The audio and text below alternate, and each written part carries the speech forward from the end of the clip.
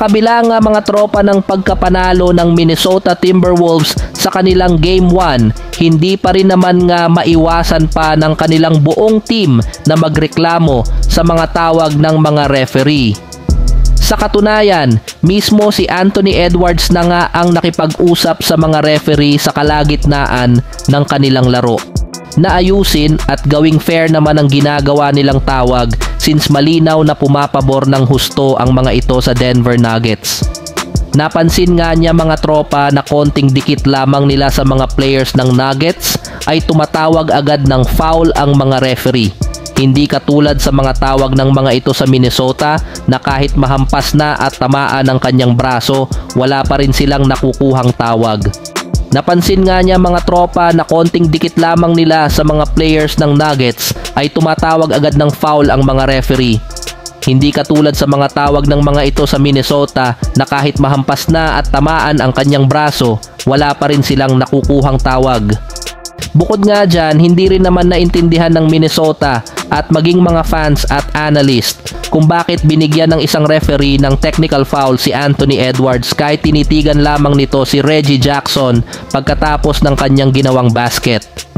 Question rin naman nga nila ang hindi rin pagtawag ng mga referee ng technical foul kay Jamal Murray matapos nitong harap-harapang titigan at turuin si Karl Anthony Towns pagkatapos niyang makagawa ng N1 3-pointer.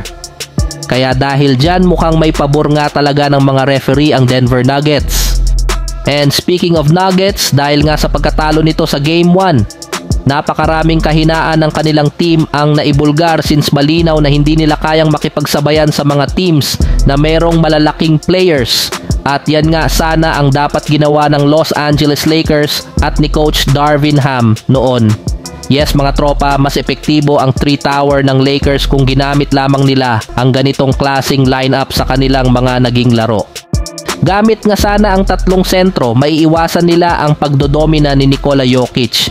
Gaya ng ginawa ng Wolves sa kanilang Game 1 kung saan pinagsisettle nga nito ng Minnesota sa perimeter at hindi napabayaan ito sa ilalim ng basket. Sa ganyang paraan, nagawa ng Timberwolves na magkaroon ng game plan upang hindi madali para kay Jokic na umabante, papasok sa basket at makakuha ng libreng tira. Ngunit sa kasamaang palad mukhang hindi na naman nga ito naisip ni Coach Darvin Ham noon sa first round.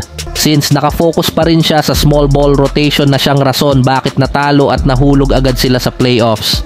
Kung sakali man naisip nila ang ganitong klaseng game plan, malamang sa malamang aabante sila sa second round. Samantala dahil nga sa pagkatalo ng Miami Heat sa first round sa Boston, tuluyan na silang nalaglag sa East at tuluyan nang magtatapos ang kanilang kampanya. Kaya kailangan na lamang nila mag-focus sa mahabang bakasyon at sa kanilang gagawing move this coming off-season. Ngunit kahit na nalaglag na ang team na ito, patuloy pa rin nga nanunood si Jimmy Butler ng playoffs. Nakikipag-trash talk pa rin naman ito sa ibang team na naglalaro ngayon kagaya ng Boston Celtics. Ayon nga sa naging pahayag nito mga tropa, kung nagkaroon lamang na nga ng pagkakataon siya na makapaglaro sa first round, matutulungan pa nga sana nito ang Miami Heat laban sa Celtics pagdating sa depensa at opensa. At sigurado daw itong si Jimmy Butler na makakapasok sila sa second round ng playoffs.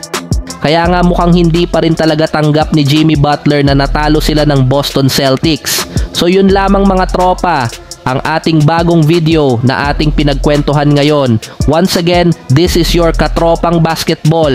Huwag kalimutang mag-like at mag-subscribe. I-click ang notification bell sa akin channel para lagi kayo maging updated sa mga nangyayari sa NBA playoffs. I-follow nyo din ang ating Facebook page, Katropang Basketball. Maraming salamat mga Katropang Basketball and peace out.